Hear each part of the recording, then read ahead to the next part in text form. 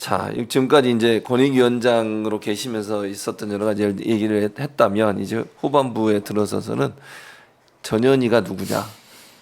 일단 제가 가장 궁금한 중에 하나가 그냥 저는 일반 이제 물론 시청하신 분도 아실 텐데 모르시는 분이 계시다면 전현희 위원장이 갖고 계시는 경력이 특이해요. 의사시잖아요. 치과 의사셨죠. 네. 그러다가 또 그 사법 시험을 봐서 또 변호사를 하셨어요. 네, 최초 치과의사 출신 변호사가 그러니까요. 되었습니다. 그러니까 일단 그게 궁금해요. 그러니까 네. 일반인들이 볼 때 아니 갑자기 치과 의사를 하시다가 왜 그런 변호사로 이렇게 바꾸셨을까? 무슨 계기가 있으셨어요?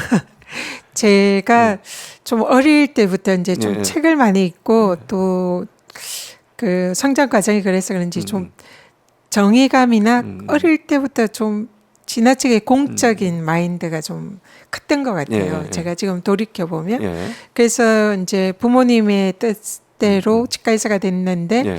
치과의사를 하면서 늘 이런 뭐랄까 뭐 사회의 이 좀 변화라든지 뭐 정의라든지 이런 거에 참 항상 고민을 많이 했던 것 같아요. 네. 그래서 좀 더 치과의사라는 그런 작은 그 공간에서 벗어나서 좀 사회와 부딪히면서 좀 뭔가 또 어려운 사람들, 힘든 사람들을 위해서 제가 좀 더 역할을 하고 싶다 이런 갈망이 늘 있었고요. 예. 그래서 어릴 때에 제가 그런 역할을 하고 싶어서 변호사의 꿈을 꿨는데 그래서 이제 좀 어느 날 결심을 하고 사법시험을 공부를 시작을 했습니다. 예. 그리고 다행히 이제 사시에 합격을 하면서 변호사를 이제 한 10년간 했는데요.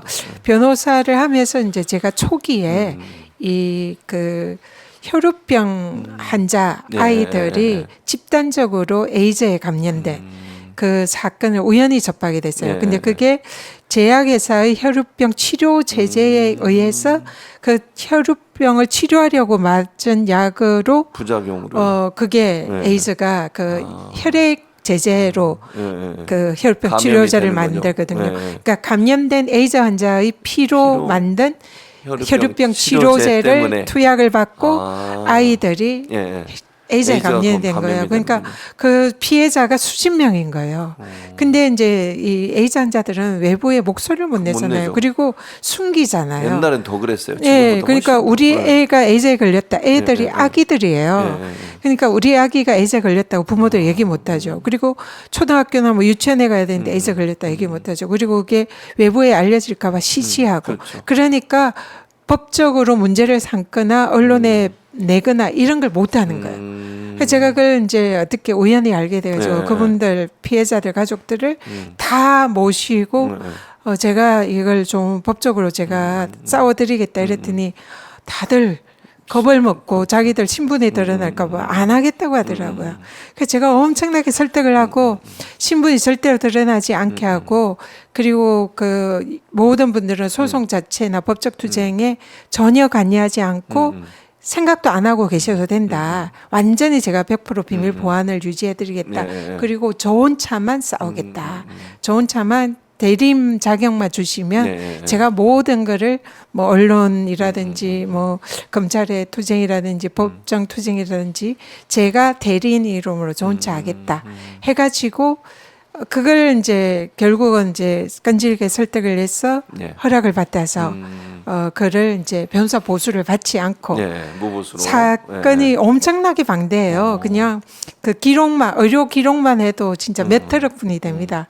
그게 이제 변호사 되자마자 사실 그게 파묻혀가지고 그걸 이제 변론을 하기 시작한 거예요. 상대방은 거대 제약회사고 뭐 정관 출신, 뭐 장관 출신, 또 뭐 법 부장 판사 출신 뭐 이런 사람들로 대형 로펌의 변호사들이 호화 포진됐고 변호사진. 네. 저는 진짜 혈혈단시 혼자서 그리고 우리 피해자들은 다 이제 두려움에 그렇죠. 드러나지 않고 네. 그렇게 10년간 싸웠어요. 아, 그러셨어요. 10년간을 싸웠고 그 과정에서 뭐 제 협박도 받고 뭐 고발하겠다 뭐 이거 뭐 비밀 누설이겠다 뭐 어쩌고 이러면서 정부 복지부에서도 협박을 아, 받고 그랬어요? 뭐 고발 조치하겠다 뭐 이러고 그래서 정부하고도 싸우고 네, 뭐 네. 그때 당시에 질병청하고도 싸우고 뭐 엄청나게 10년간 투쟁을 해서 결국은 이 제약회사가 부인하던 네. 제약회사의 그 혈액 제제로 아이들이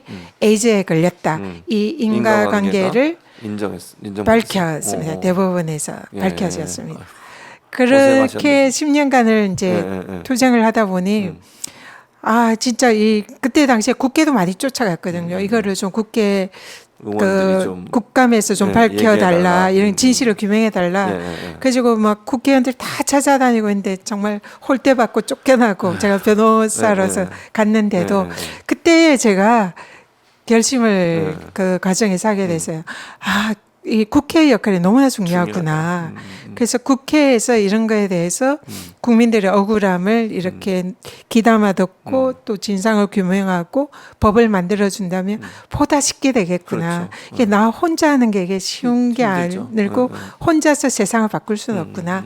이 생각을 했어요. 그래서 국회의원이 돼야 되겠다는 생각을 자연스럽게 하시게 예, 됐군요. 하게 됐고 그래서 대법원 확정 판결이 난 이후에 예. 이제 그 승리를 하고 예, 난 예, 이후에 그때 이제 그 인터넷에서 예, 그 예. 공천 서류를 이렇게 아, 다운을 받아서 예. 그때 당시에 민주당에 예. 그 서류를 들고 비례대표 신청을 하러 갔습니다. 그러니까 누가 그러면 정해준 건 아니고 그것도 아니었어요. 네, 그러니까 그냥 예를 들면 정치인들은 보통 네. 누가 소개를 하거나 아니면 인재 영입을 하거나 아니면 좀 정치할 생각이 없느냐 이런 게 없었는데 네. 본인이 그냥 그걸 다운받아서 가지고 다운받아서 가신 그걸 들고 이제 네. 그 신청서를 냈죠. 신청서 냈는데 거예요. 좀 무모하게 해서 그러니까 뭐 보여. 해주 뭐 뽑아주면 좋고 아니면 말고. 아니면 계속 예, 변호사하면 변호사하면 되니까 뭐 되니까. 제가 꼭 국회의원 돼야 되겠다는 오. 저를 위해서 되고 싶은 생각은 없었고요. 예. 이렇게 세상을 바꾸는 이런 불의에 대한 분노 이런 게 예. 너무나 화가 났기 때문에 그런 거에 제가 좀 역할을 국회의원이 돼서 해봐야 되겠다. 그래서 나를 뽑아주면 예. 그 역할을 열심히 하고 아니면 또 변호사로서 그런 역할을 해야겠다 그 생각이었기 때문에 예. 그냥 이제 뭐 당당하게 그냥 가서 신청서를 접수했죠. 근데 이제 운이 좋게 예, 그냥 거기서 되신 거네요, 네, 그러니까. 네, 오, 뽑혔습니다. 보통은 그러니까 인맥이나 아니면 정치적인 어떤 그 지금 현역 의원들이나 아니면 지도부와의 교감이나 이런 부분들을 통해서 보통 이제 영입되는 경우들이 많은데 정말 본인은 정의감이 불타서 내가 이걸 해야 되겠다 아니면 이 세상을 바꾸는데 한계가 있구나 이런 마음만 가지고 서류 다운받아서 신청하시고 그게 이제 민주당에서 받아들여져서 결국 비례대표가 되신 거잖아요. 교수님도 이번에 한번 해보십시오. 아니. 야 대단한. 아니 어떻게 그런 일이 보통은 사람들은 그런 상상을 못 하잖아요. 네, 그러니까 저는 네. 사실 정치에 뜻이 없었고요. 네. 제가 이제 최초의 치과의사 출신 변호사가 되다 보니까 이 언론에 엄청 보도가 많이 됐거든요. 그래서 초기엔 굉장히 유명했습니다. 그러니까 그러셨군요. 신기한 거죠, 사람들이. 여태 그런 일이 없었기 없었는데. 때문에. 예. 그래서 뭐 그때 당시 초기에는 방송 출연도 많이 하고 그 변호사 초기에 그래서 그때 당시 좀 유명했어요. 그랬더니 양쪽 정당에서 저를 이제 비례대표로 하겠다고 영입하려고 양쪽에서 다 영입 제의가 있었습니다. 그래서 그러셨군요. 그런데 이제 그때는 그 영입 제의가 있고 상당히 핫했는데 10년 동안은 이제 그 관심에서 멀어졌죠. 10년 전에 그랬다는 네, 10년 말씀이에요. 전이죠. 변호사 딱 됐을 초기에 신기하니까. 그리고는 이제 10년 동안에 그 사이에 뭐 의사 출신 변호사도 많이 나오고 이제 저는 상당히 이제 상징적 효용성이 떨어졌죠. 그래서 정치권도 관심을 이제 더 이상 안 갖는 상황에서 그때는 이제 제가 한번 좀 해야 해봐야겠다. 되겠다 하고 이제 신청서를 낸 그러니까 거죠. 그게 진정성인 것 같아요. 왜냐하면 만약에 지금 그 전에 10년 처음에 변호사가 되었을 때 그런 인지도를 가지고 들어갔다면 이해가 돼요. 그러니까 러브콜이 왔으니까. 네. 들어가. 근데 10년이란 기간 동안 잊혀지고 또 다른 이제 의사 출신들 변호사가 많이 있어서 더 이상 이제 뭐 상징성이 이게 없는 상태에서 본인이 했다는 건 정말 이걸 해야 되겠다는 진정성이 있었다고 보여져요.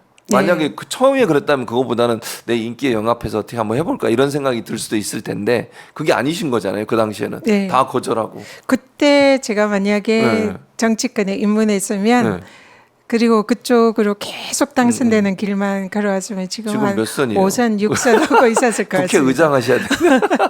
근데 저는 막 정치에도 네. 뜻이 없었고 국회의원이 되는데 사실 목을 매지 않았기 때문에 뭐 지금도 마찬가지고요. 그래서 제가 뭔가 역할을 할 수 있고 세상을 네. 바꾸는 데에 그런 역할을 할 수 있다면 네. 뭐 자리나 위치나 뭐 그런 거는 뭐 크게 중요하진 않다 생각합니다. 다들 이제 정말 멋지다. 이런 그 댓글을 올리고 계세요. 왜냐하면 모르는 분들이 많으시거든요, 사실은. 네. 저는 알고 있었지만 네. 이제 또 시청자분들이 모르는 분이 많으시니까